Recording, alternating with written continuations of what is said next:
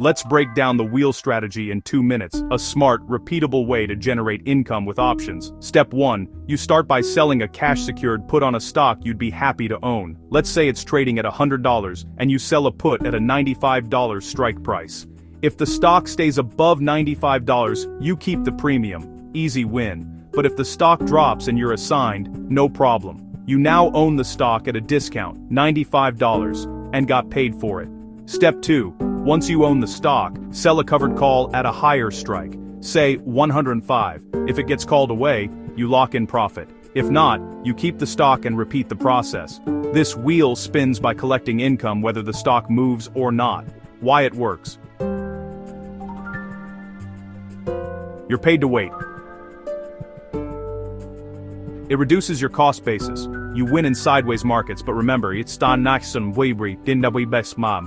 not risk-free. If the stock crashes, you're still exposed. Always choose fundamentally strong companies and manage your positions. That's the wheel strategy. A disciplined way to build income with defined rules and reduced guesswork. Like, follow and share if this clarified it for you.